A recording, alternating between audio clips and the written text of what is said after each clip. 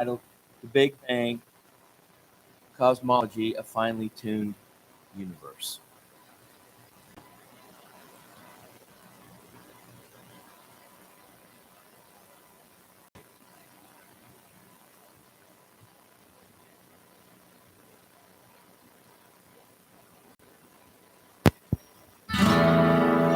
You know, as rock legends slash philosophers REO Speedwagon once said, you can tune a piano, but you can't tune a fish. Fine tuning, something I know absolutely nothing about. But do you realize how lucky you are? That of all the forces that are holding this kooky universe together, that if any one of them was off by even a fraction, your life would be impossible, and I wouldn't be sitting here talking to you, and you wouldn't be sitting there listening to me, and how tragic that would be. But luck might have nothing to do with it. Isaiah 45:18 says, "He who created the heavens, he is God. He who fashioned and made the earth, he formed it. He did not create it to be empty, but he formed it to be inhabited. He says, I am the Lord and there is no other."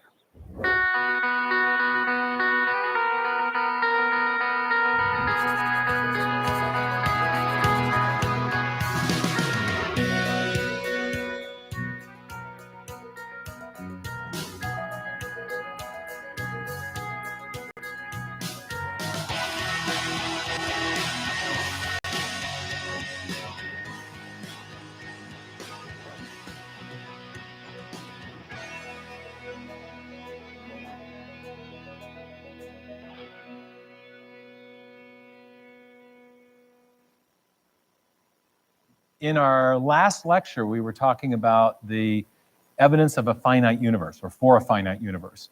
And I argued that the evidence for a finite universe can be best explained by the worldview of theism or deism, in particular because these worldviews affirm the existence of an entity that transcends matter, space, time, and energy. And given that the universe begins at a singular point in the finite past where time and space themselves begin, theism and deism affirm an entity which, if true, would provide an adequate causal explanation and therefore need to be in the running. Now, today we're going to look at some more evidence from cosmology and physics. And that evidence builds on the case we're making before. And we're going to argue that not only is there evidence for a transcendent cause of the universe, we're going to argue that there is evidence for an intelligent cause. I'm going to, in fact, say that there is compelling evidence for the intelligent design of the entire universe because of the discovery of something called the fine-tuning of the laws of physics and chemistry. And as we've done before, I'm going to use this method of reasoning called inference to the best explanation, and I'm going to argue that intelligent design is the best explanation for the fine-tuning of the universe as a whole.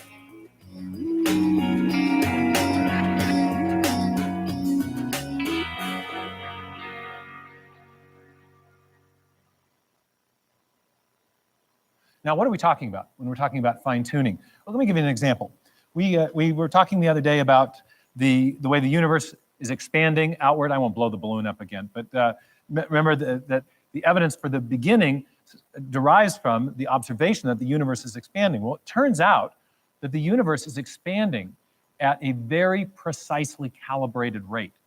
That if it were going even a tiny bit faster in its expansion, then matter would dissipate too quickly, and we would never have formed stable galaxies. We'd get what physicists call a heat death, where all the matter and energy are so dispersed that there would be no structure in the universe, no galaxies, no planets, certainly no life-friendly planets.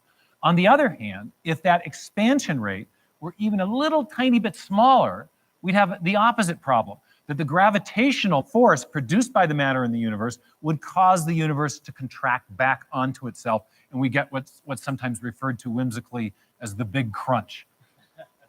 Now let me show you, there's a fine-tuning parameter called the cosmological constant.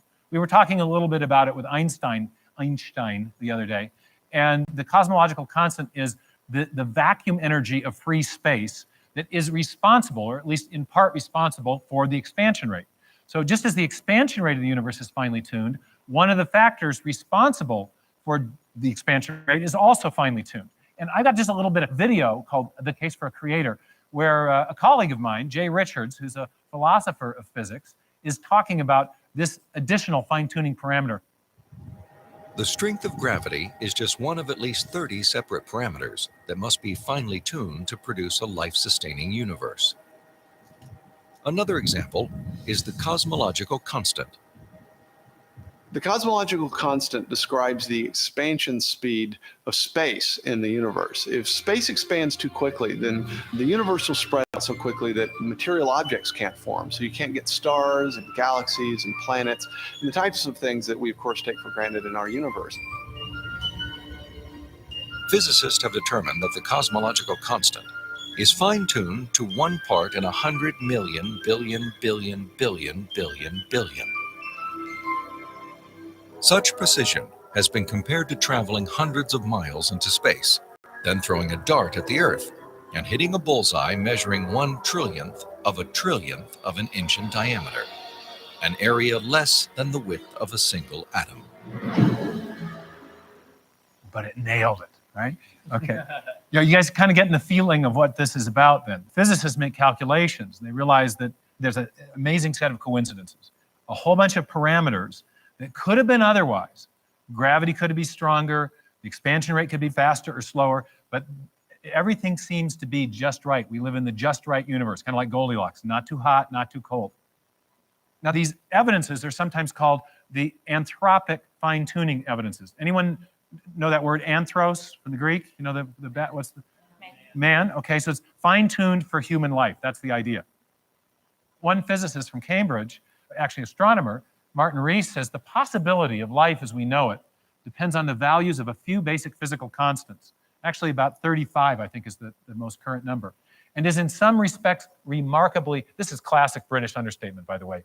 In some respects, it's remarkably sensitive to the numerical values. You know, you heard that 1 part in a billion, billion, billion, trillion, trillion. Yeah, remarkably sensitive to the numerical values.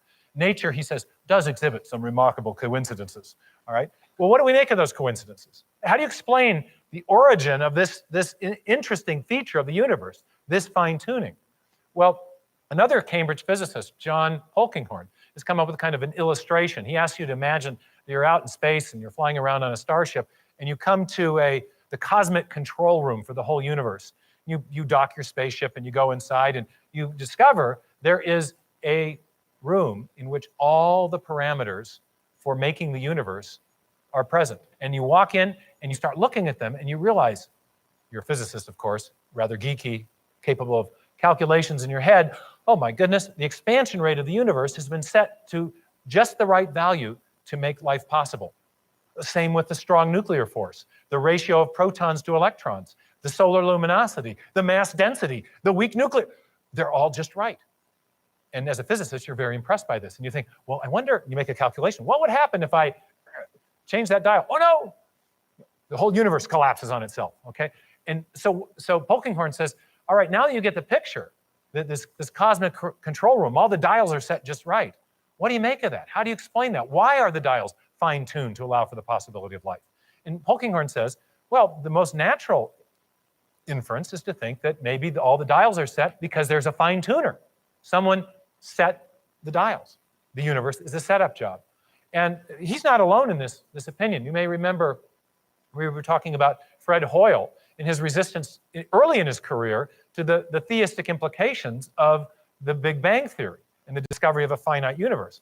Later in his career, Hoyle started to sound strangely theistic, in part because of the discovery of these fine-tuning parameters. So here's what he says about the fine-tuning. He says that a common sense interpretation of the data suggests that a super intellect has monkeyed with physics as well as chemistry and biology. I always like the way the monkeys make it into any origins discussion. Okay. But of course, he's using monkeyed as a verb, saying that things are fine-tuned because a super intellect chose the values. It looks like the universe was a setup job. Someone decided to design it in a certain way to make life possible. Now, other physicists have made the same observation. Here, George Greenstein says the thought insistently arises. It's not, in his case, a thought he particularly wants to have, but he says the thought insistently arises that some supernatural agency, or agency with a capital A, has been involved. Is it possible that suddenly, without intending to, we've stumbled across scientific proof of a supreme being?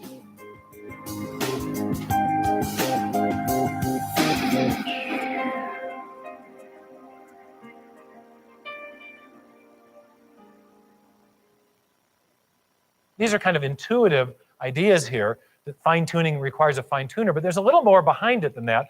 And I want to first illustrate just why we're suspicious. We've got these incredible small probabilities, 1 in a trillion, trillion, trillion for one parameter times 1 out of a trillion, trillion, trillion, trillion, trillion, trillion for another parameter. So why not just say chance? Well, we tend to be suspicious of chance explanations in certain conditions. And one of those conditions is when you've got really, really incredibly small probabilities that you're dealing with. So I want to illustrate that. I've got a combination lock, okay?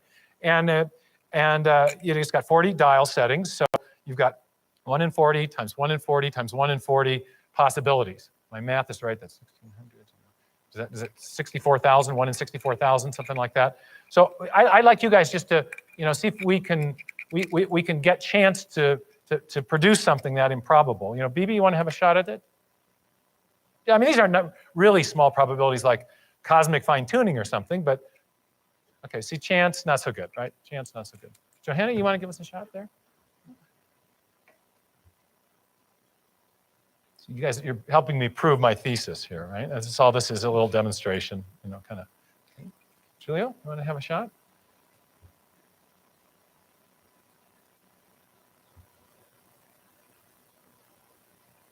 Okay. Yeah. Leo, you want to give a shot? Yeah. It's pretty. See, this cosmology can be fun, right?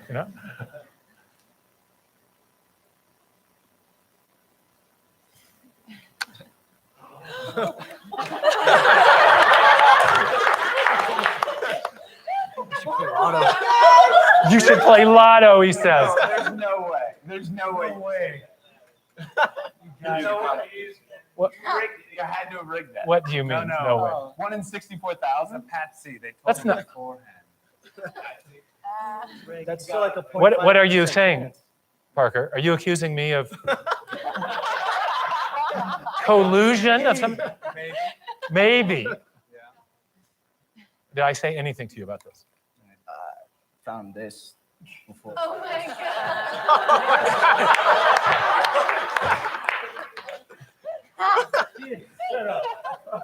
All right, it's true confessions time. What just happened here? What just happened here? Something really significant, actually. You think that you were catching me out, but actually you played right into my hand, baby. Okay. Because what I was really wanting to illustrate is not just why we're suspicious of chance for certain kinds of explanations, but why we infer design. Okay. Now, do you see what's going on with these physicists when they're talking about the fine-tuning? See, what they're seeing is an incredibly improbable event. Remember, we were illustrating this with dials and precise settings, but also an outcome, a meaningful pattern, a functional pattern, the correlation of the conditions that allow for life and the values of the constants of the fine-tuning forms a functionally significant outcome, okay? I have a colleague, very brainy mathematician guy named William Dembski. He's written this book called The Design Inference. And he says, there are certain features of events that lead us to infer design. And he says the two features are these. First, we got to have a highly improbable event, okay? But then we also want to have either what he calls a pattern or a functional outcome, okay? So let's look at Mount Rushmore. This is how he first illustrates it. Got an incredibly improbable shape on the mountainside there, right? But he said improbability alone does not trigger awareness of design. The shapes next to the presidents, they're also pretty improbable. But what triggers design is when you've got a really improbable event which also conforms to an independently given pattern, a pattern that we know from someplace else. We got a pattern that we know from someplace else on Mount Rushmore? Yeah, so we got an incredibly improbable event and we got a pattern match, okay? And when those two things are present in any event, we immediately detect design. And that's what you did. And you thought you were showing me up, but actually now I'm showing you up. Okay, no, I'm making a point, right? I'm making a point about how we detect design, right? That fine-tuning allows life to be, and that's a functionally significant outcome. So that's what heightens our intuition, our suspicion that design's been involved, just like the illustration we had just here. Hey, that worked pretty good. I'm gonna hire you again. Send me your bill, okay? Okay, all right. This one's on the house. Yeah, and oh yeah, it was on the house. Okay, good. Now, so you can see why there's a strong, not just intuition, but argument for design based on the fine-tuning. But as with every argument we're going to encounter in this class, there's a counter-argument. So let's look at a couple of those, and then we'll we'll wrap things up.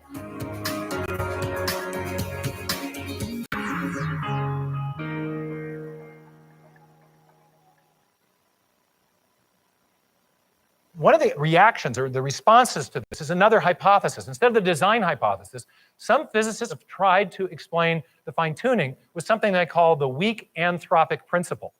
And the weak anthropic principle basically says this. It says, look, we shouldn't be surprised that we live in a universe in which the conditions that are necessary for our existence actually are present, right? Why? Well, because we wouldn't be here if the universe weren't finely tuned to allow for the possibility of life. So that's the idea of the weak anthropic principle. But here's a critique of this, and I think one that I think has pretty much won the day among philosophers of physics. The problem with this, and actually, let me ask you guys, what do you make of that argument?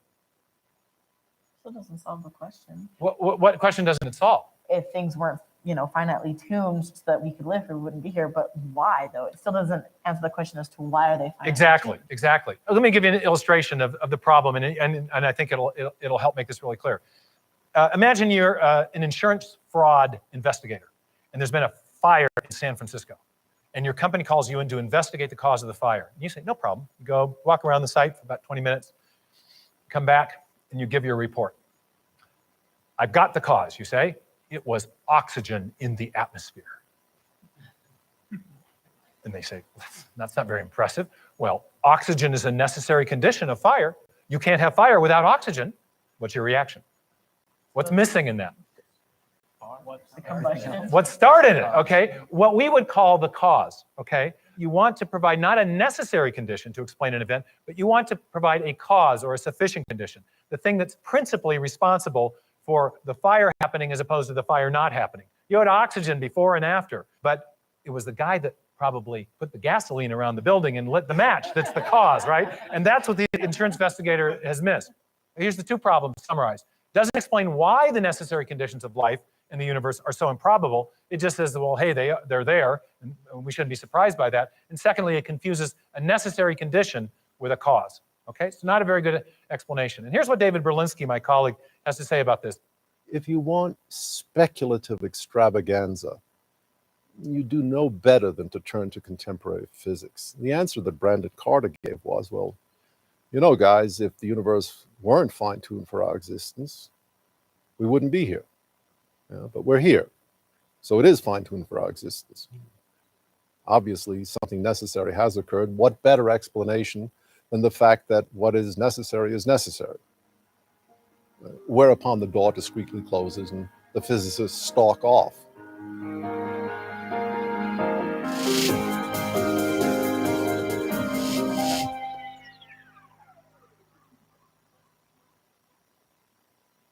Let's look at one other attempt to explain the fine-tuning. This is the cutting edge as far as opposition to the design argument in physics.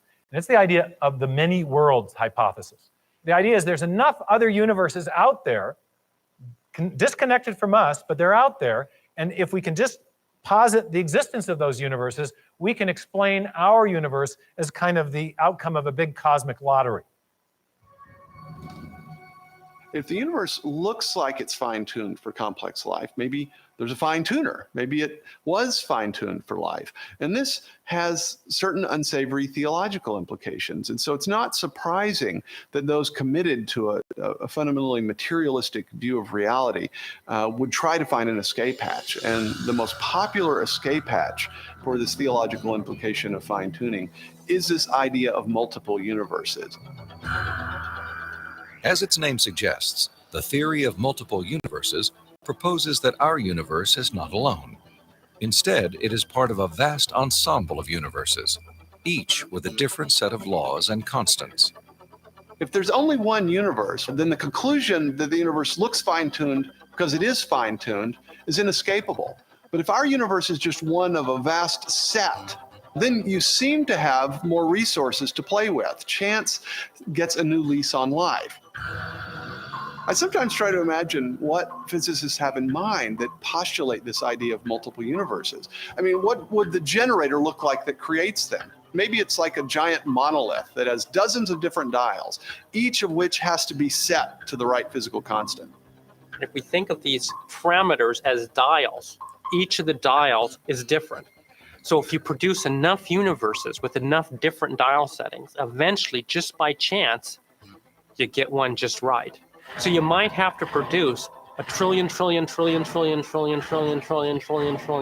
universes. But eventually, if you have a generator that's just spitting out just an enormous number of them, then it gets the right dial setting. And then by just chance, you get conditions right for life. So it's a huge cosmic lottery. That's the idea. So what do you think of that idea? Do we have any evidence of the existence of these other universes? No, this is a pure theoretical postulation. If you have a machine or a mechanism or a mathematical formalism that's responsible for generating the new universes, it turns out that those mechanisms and formalisms have to be very finely tuned themselves. Robin Collins, the philosopher of physics you saw, has a great illustration that makes this clear. He says, imagine you got a bread making machine and you're bragging to your friend about how great your bread making machine is and how intelligently designed it is. And he says, that's no big deal. I've got a machine that can make bread making machines. So I don't need to talk about intelligent design. Except for what? Made the bread making The bread making machine itself is exquisitely finely tuned, or the parts are precisely configured and arranged, and by intelligent design. So even these models that are attempting to get around the fine-tuning of the universe end up quietly invoking the need for intelligent design because they too involve fine-tuning. And that's a really fundamental problem. The final problem with these is that it's really kind of a problem about how we reason and how we come to know. We tend to prefer explanations, and for good reasons, that aren't super convoluted. We want the rule of reasoning back from William of Ockham has been, don't multiply theoretical entities. If you accept the many worlds hypothesis, you got to believe in all that ensemble of other universes. You also have to believe in a universe generating mechanism of some kind, and you have to believe that somehow got fine-tuned without intelligence. That's a pretty tall order. As between that and the design hypothesis is much simpler. The design hypothesis also has another virtue. It's a natural extrapolation based on what we know about the cause and effect structure of the world. We know, as our illustration showed here, that when you have a finely tuned system that also produces a function, intelligence is involved. There's collusion. It was a setup job. And that's the kind of evidence that we're seeing. So we've got a lot of experience-based knowledge of cause and effect to support the design hypothesis. A couple years ago, I ran into an article about the Anthropic Principle. It was in the London Times. And I want to read a part of it to you because I think it underscores kind of the situation we have here as we're evaluating this evidence. The article was written by a science journalist, and he was talking about the theistic design hypothesis as being the best explanation. And he says, no such argument can ever be absolutely conclusive. And the anthropic fine-tuning argument stops just short of knockdown proof. For there could have been millions and millions of different universes created, each with different settings of the fundamental ratios and constants. So many, in fact, that one with the right set was eventually bound to turn up by sheer chance. We just happen to be the lucky ones. But then he goes on to say, but there is no evidence for such a theory whatsoever. On the other hand, the evidence for the truth of the anthropic fine-tuning argument is of such an order of certainty that in any other sphere of science, we would regard it as absolutely settled. To insist otherwise, he says, is like insisting that Shakespeare was not written by Shakespeare because it might have been written by billions of monkeys sitting at billions of keyboards over billions of years. But so it might, he says. But the sight of the scientific atheist clutching at such desperate straws has put new spring in the step of the theists. For the first time in more than 100 years, they no longer feel the need to apologize for their beliefs. Perhaps now they should apologize for their previous apologies. Pretty good, huh? And I think that's what's going on, that you have a sense of these increasingly speculative cosmological models being proposed in order to get around what would, based on our ordinary common sense forms of reasoning, be a very compelling conclusion. Let's have a look then at where we are in the argument, okay? We're using, again, the method of multiple competing hypotheses. We have something that we need to explain, the fine-tuning of the universe that makes life possible, and we've looked at three competing explanations. We've looked at design, we've looked at the weak anthropic principle, and we've looked at the many universes hypothesis. We've got good reasons for rejecting the weak anthropic principle. We've also looked at the chance many worlds hypothesis, and as I've just summarized, there are numerous problems with that. And yet, we also have a strong positive reason for the design hypothesis, namely that what we know from our own experience of cause and effect suggests that design or intelligence is just the right kind of cause to explain the kind of effect we're looking at. Remember when we were talking about the Big Bang Theory, we saw that theism and deism affirm the existence of an entity, namely a God who transcends matter, space, time, and energy, that has the power to produce the effect in question, the origin of the universe coming into existence literally at a 0 point in space and time. But now we're seeing that there's evidence from physics that also affirms that same conclusion, because both theism and deism affirm the existence of a rational and intelligent creator. And the evidence from the fine-tuning suggests that we need precisely some kind of intelligent cause. In fact, I think we can argue that we're now seeing evidence not just for a transcendent cause of the origin of the universe, but also for a rational or intelligent cause. And so I think we can conclude from the evidence that we've looked at today that intelligent design provides the best explanation of the fine-tuning of the laws of physics and chemistry. And thus it points not only to a transcendent cause of the universe, but also to an intelligent and rational one. We still have two contending worldviews that can explain the evidence that we've looked at so far. So what do we do when we have that situation? We want to go and look for more evidence. So in the next lesson, we're going to be looking at some evidence that can help us decide whether deism or theism provides a better explanation for the whole ensemble of evidence from the natural world, from cosmology, from astronomy, from physics, and also from biology. And that's what we're going to look at next. So let's stop for a moment and consider all the things in this universe that are so finely tuned that if they were off by just a little, we wouldn't be here.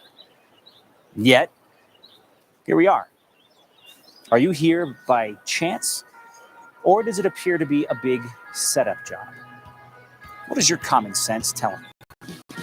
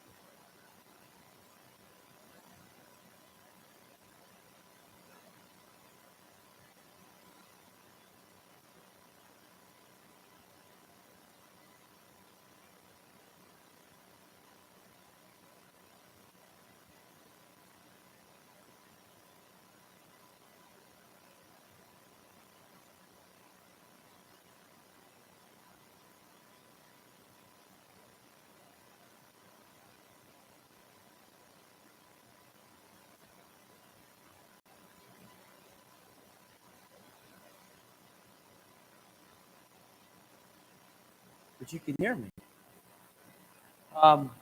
I just want to share a few thoughts of my own on this. First of all, do you notice how they come up with passages of scripture that you've probably just glossed over for years when reading the Bible, like the one that they just showed about God saying that I created the universe, and I created what I created for it to be inhabited. Had you ever seen that before? Have you just glossed over that in the past? No, yes. We don't even know what you're talking about, Brian.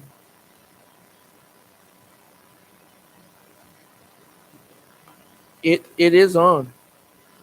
It's on. Can you hear me? Okay. Yeah. Okay. All right. So, was that your way of telling me I don't know what I'm talking about? I'm playing. Um, any thoughts on that? Anybody? So here's one of the points I'm making by saying that. Okay. So this intelligent design theory, okay, Dr. Meyer and others, they pass it off as a theory, just like any other theory, an intelligent design theory. Okay? It is not saying that the God of the Bible, the God that we know, the God that we celebrate and worship and serve, is the designer. That's not what intelligent design theory says. The intelligent design theory says basically that the universe was intelligently designed, not necessarily pointing to any particular designer. Okay? Now, the implications of that are that it's a God. Okay? Theism. And then when it comes to biblical theism, it just so happens, think about how I'm saying that, it just so happens that when we read scripture, especially when you're reading it all together, cover to cover type of a thing, right? Not necessarily going deep into each of the books, but reading it as a whole, you cannot help but see how those that wrote it, what their worldview was and how they thought. And they tell us about a supreme being.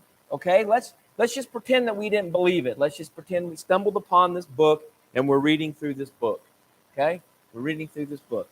And this book is telling us the story of this supreme being that created everything that we see, and he's intelligent, and he's all powerful, and he's all knowing, and he desires to relate to his very creation. That's what we see. And then so we read this book, and then you look at the world around you, and you see that it's designed. That there are people who don't believe in this God that are telling me, well, looks like it's designed, but it's not really designed. That's just your imagination. You evolved to think that way. But take that out of it and say, so everything looks designed to me. And then here's this book where these people are talking about this supreme being that has the power and the knowledge and the intelligence and the desire to create what I'm seeing, and it all fits. You see, that's what their problem is. If it didn't fit so well, they wouldn't have this much of a problem. But it fits so well, and so they try so hard to take that book, and we're gonna get to that in the next series. But they try so hard to take that book, the Bible, that it talks about this supreme being. They try so hard to take that and discredit it, and to make it so that it's not talking about what you think it's talking about. It's just all myth. It's just all fable. It's just all fairy tale. None of that stuff happened. That's what they try to do. If it didn't fit as well as it did, they they wouldn't be worried about it. And if the intelligent design theory didn't have the kind of implications that it has, they wouldn't have a problem with it either.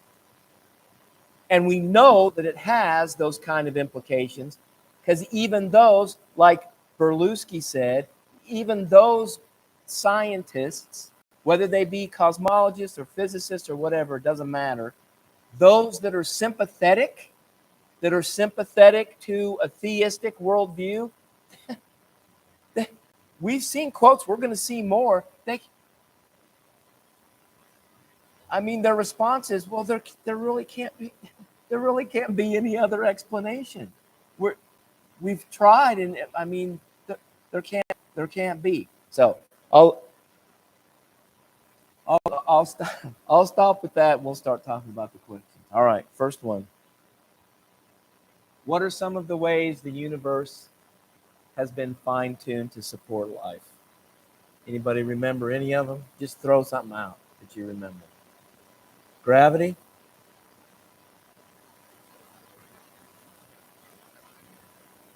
Okay, the position of the planets. Okay. Huh? Okay, the temperature. What else? How many are there? 35 approximately, right? That's what he said. I don't know them all, but we've talked about the arrangement of the planets, gravity, heat, temperature. What else? Oxygen. Okay, the atmosphere. Speed. Okay. More. The axis. Okay. Tilt. And not just of our planet. What else? Any more?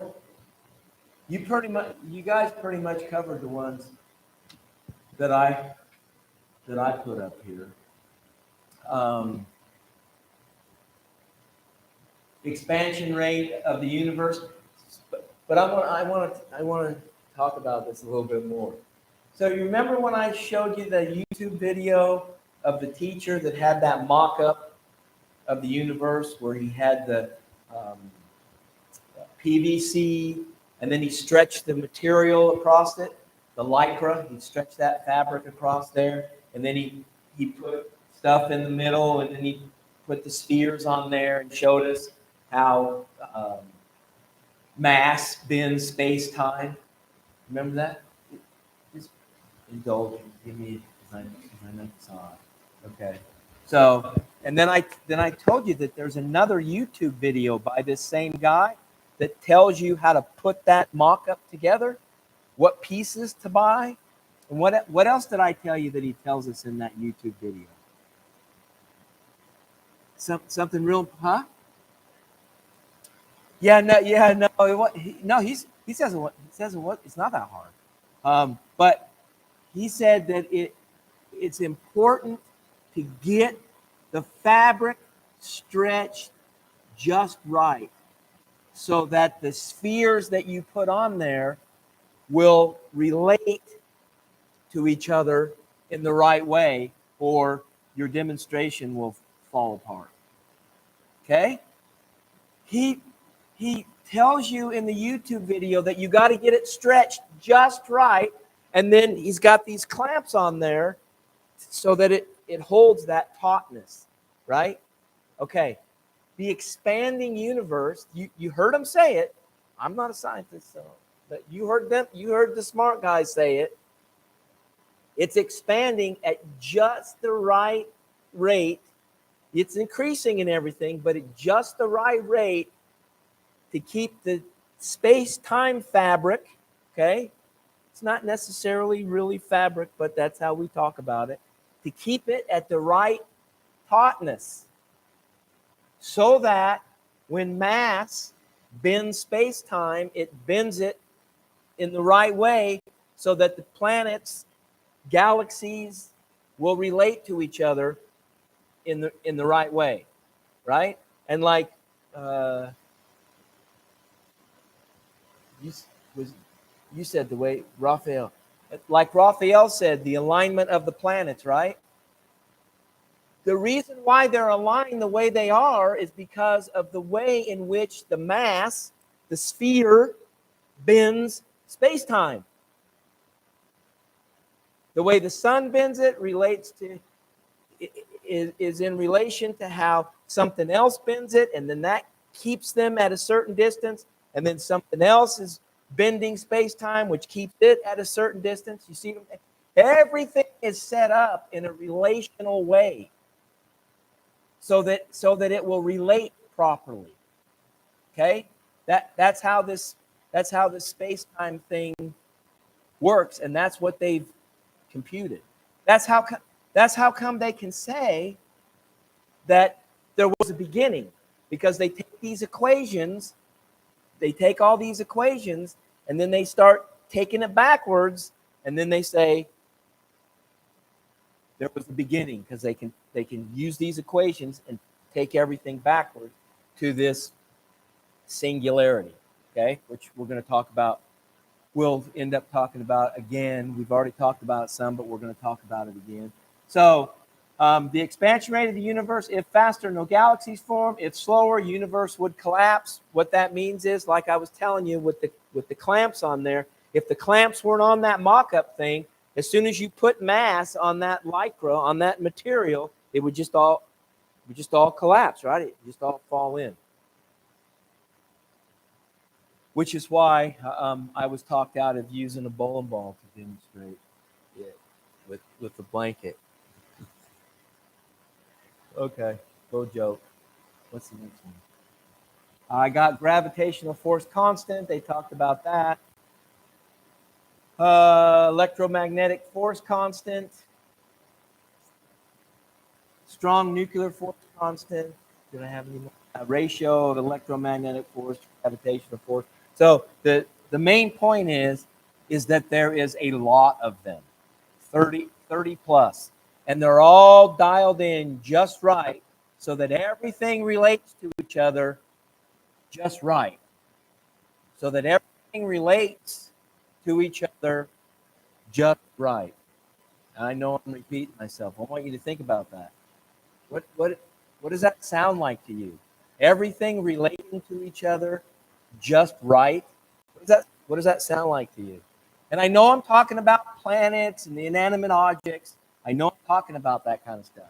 What does that remind you of when I say everything is set up to relate to each other just right? Does it make you think about relational righteousness? Does it make you think about that? Right? Yeah. Does it make you think about that? So what I'm getting at here is what I was getting at last week as well. And that is that we can tell something of the nature of God simply by the way he has created everything and has ordered everything and has set everything up. It's all set up to work in a relational way. There's 35 or more things that have to be tuned just right, and they all relate to each. It all relates to each other. They're not like each one of these things are removed from each other. They relate to each other. The expansion rate of the universe relates to having a certain tautness so that the masses bend space-time just right so that they will be at the right distance from each other, so that in some part of the universe it can all get set up so that it can be inhabited, so that life will form, so that life will grow. It's all set up that way. That's what the evidence shows. That's why these guys sit there and they scratch their head and they go, something's going on here. This can't be a coincidence. If it was just one thing that didn't really relate to anything, okay. But all these things and they all relate to each other. I mean, it can't be a coincidence. There's There's something to this. Okay, do you want to talk about that more? You guys want to talk about that question more? No? Yes? No? Okay, we'll go to the next one. How does the fine-tuning argument support belief in the intelligent design of the universe? I think we pretty much covered that, but does anybody say any more about it before I press the button? Oops.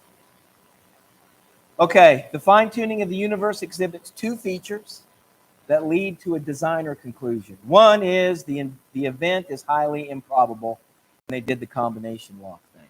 So, did you guys know, now, Dr. Meyer didn't bring this up, nobody brought any attention to this, but did anybody notice how when he's passing the lock around,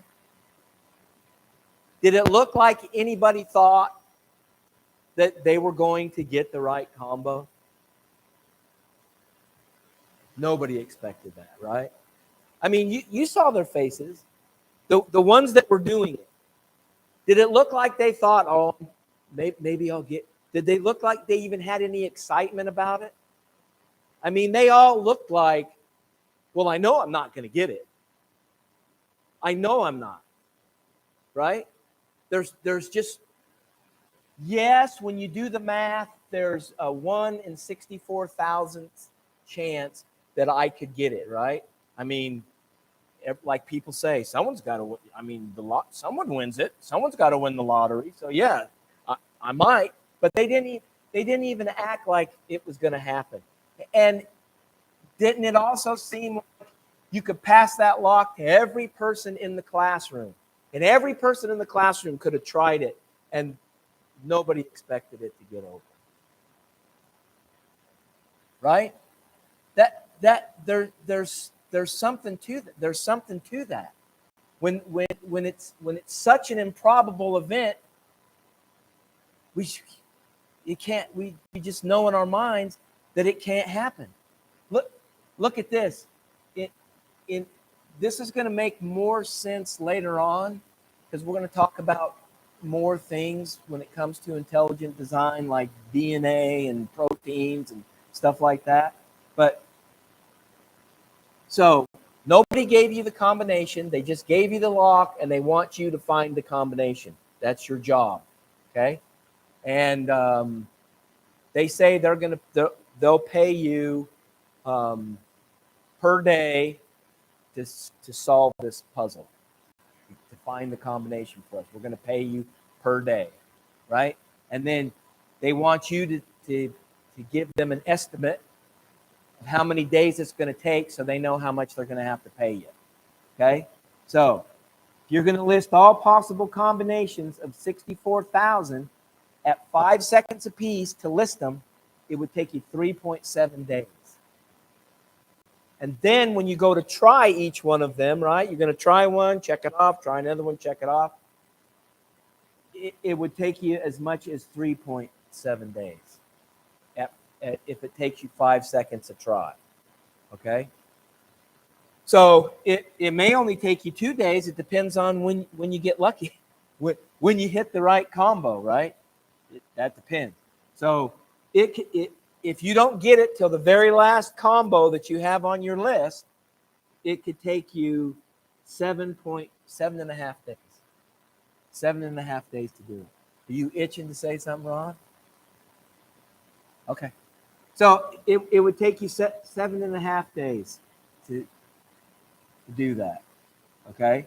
And then here in the class, he's passing the lock around, and one guy, what is it? The fourth person. The fourth person just gets it. You know, everybody thinks his trick. Everybody thinks, oh, he messed up on his trick, but you know, it was a setup job. Like I said. I thought that was cool. Thought that was pretty cool and a really good way to make his point.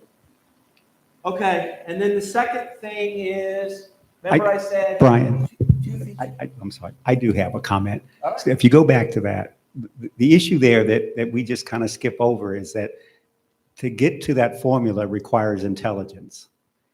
You can't do that in 3.7 days unless you have intelligence, because you could use the same, randomly, you might get the same three numbers 1,000 times and never get to the right combination. Random means exactly that. You can use the same combination. The only way you get to 64,000 is to say, I'm only going to use this combination one time and then I'm going to discard it. Well, the only way you can do that is through intelligence. So even to be able to decide that requires intelligence. It doesn't just happen by itself. So them saying that it's possible, it isn't possible without intelligence. Right. That's a good point. Good point. Thank you. Okay. The second thing. So there's two features that lead to a designer conclusion. One is the event is highly improbable. I think that's an understatement, but whatever. And biological life is a functional outcome. So getting one physical constant right, just right for life, is vastly more unlikely by chance, arbitrarily, than arbitrarily dialing up three numbers that open up a combination lock. When someone immediately opens a combination lock, it indicates that this person had prior intelligent access, which is what Rod said, to the correct code. Even more so, the existence of many just right physical constants for the possibility of life tells us that some intelligence selected those constants to construct a habitable, life-friendly universe.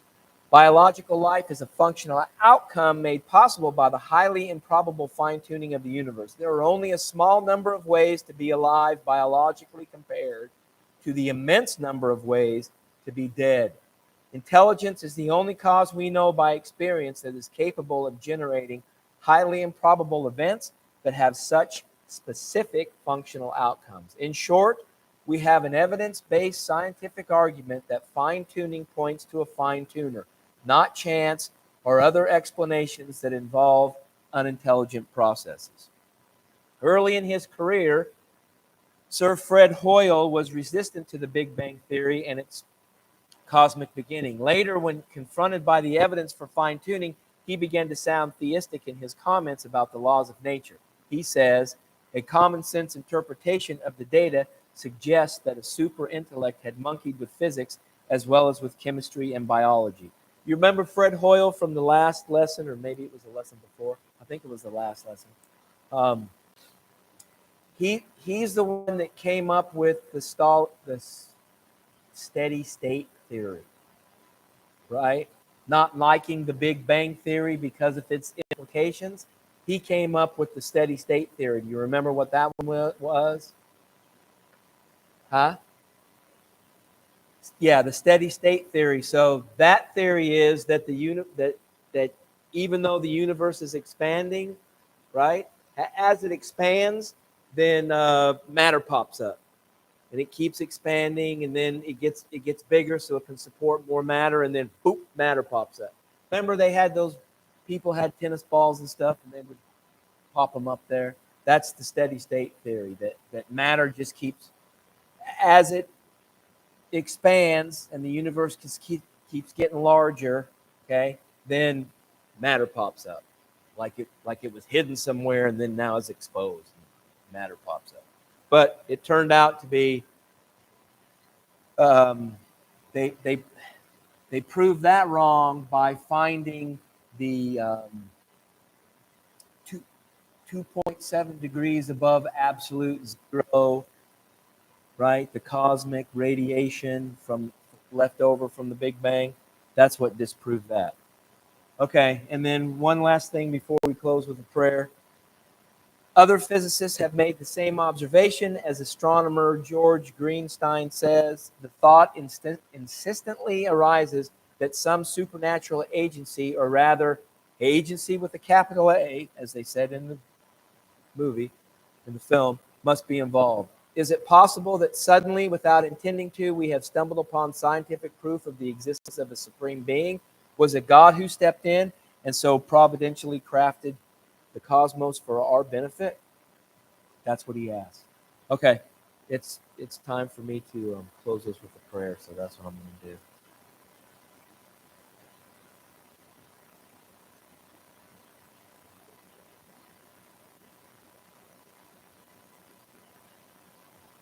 Would you bow with me, please? O Lord, our Lord, how majestic is your name in all the earth. You have revealed your majesty in the heavens above. When we look up at the heavens, the work of your fingers, and see the moon and the stars which you have set in place, of what importance is the human race that you should notice us?